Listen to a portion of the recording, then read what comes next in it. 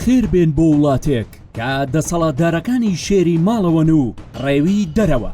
لە ئاماوەی ڕابردوودا سەردانی پاپا فرانسیس بۆ عێراق و هەرێمی کوردستان کاردانەوەی ناوخۆیی و جیهانی بە دوای خۆی داهێنا. لە سەرەتای سەردانەکەیدا بۆ هەرێمی کوردستان ئەوەی بووە جێگەی باس چۆنی مەسعود بارزانی بوو بۆ پێشوازی پاپا کە هەر لەو کاتەدا سۆلی تایمز بڵاوی کردەوە لە نەخشەی سەردانەکەی پاپادا بینینی سەرۆکی پارتی تێدا نییە، بەڵام بارزانی فشاری کردووە لە کوڕەکەی کە دەبێت وەک سیستانی لەگەڵیدا دەرکەوێ. هەرچەندە پاپا بەپێی خۆی چووە ماڵە سادەکەی سیستانی بێ ئەوەی فەرشی سووری بۆ ڕابخرێت، بەڵام سەرۆکی پارتی جگە لە فەرشی سوور خۆی و کوڕ و کوڕەزا و برازاکەی چەندین دیاری گرانبەهایان پێشکەش کرد. تا ئێرە جگە لە کاردانەوە ناوخۆکان هیچی تر نەبوو، بەڵام ئەوەی تورکیا و ئێرانی تووڕە کرد دیزاینکردنی پولێک بوو کە وێنەی پاپا و نەخشەی کوردستانی گەورەی لەسەر بوو. ئانۆ جەوهەر وەزیری گواستنەوە و گەیاندن لە کاتی سەردانەکەی پاپادا لە کەناڵێکی پارتی ڕایگەیاند چەندین پولیان دروست کردووە و لەمە دووە بەردەست دەبێت لە بەڕێوبەرایەتی پۆستە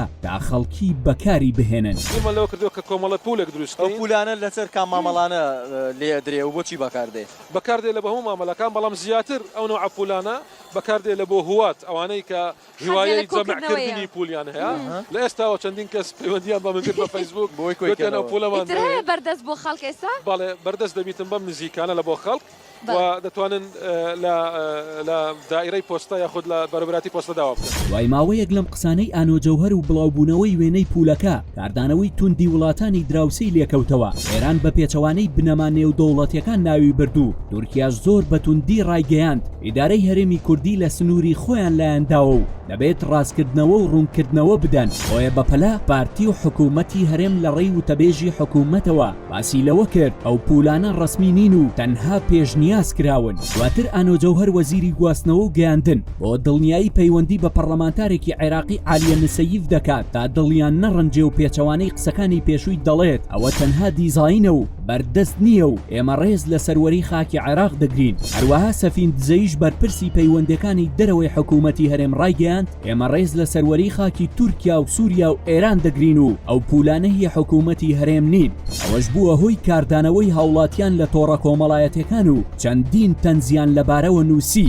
لەوانە دروستکردنی پولێکی 500 دیناری شێری ماڵەوە و ڕێوی دەرەوەی دەرخست، واتە ئەو سیاسی و بەرپرسانەی کە لە هەولێر و دهۆک و سلێمانی و هەڵەبجە بۆ خەڵک و خۆپشاندەران ئازان نوقەیان لە خۆیان بڕیوە بەرامبەر برا تورک و ئێرانیەکانیان لەسەر هەڕەشەکانیان سەبارەت بە پولەکە کە ئەو بێدەنگیەش ئیشی یەکەم جاریان نییە. یان حکوومەتێک نەتوانێت بەڕەسمی دان بە چوارپارچەی خاکەکەی خۆی دابنێت چۆن ڕیفراندۆم دەکات و ئەنجامەکەی بە ڤیتۆ دادەنێت بەرامبەر دەوڵەتێک کە ئەمانی کردووە بە نووسینگەی حەواڵە بۆ گواستنەوەی موچەی فەرمانبەرانی هەرێم. هەندێک لە پەرلەمانتارانیش پێیان وایە کوشتن و سزادان و تیرۆری ڕۆژنامە نووسان و چالاکوانان و سووتاندنی ڕیشی مامۆستایانی ئاینی ئاسانە بۆ بەرپرسانی حیزبی و حکومی، بەڵام بوێری ئەوەیان نییە وەڵامی تورکیا و ئێران بدەنەوە لەسەر خاکی ئەو نیشتیمانە کە بانگەشەی کوردایەتی و ڕیفراندۆمی تێدا دەکەن. یوسرا ڕەجەب ئەندامی هاوپەیمانی هیوا دەڵێت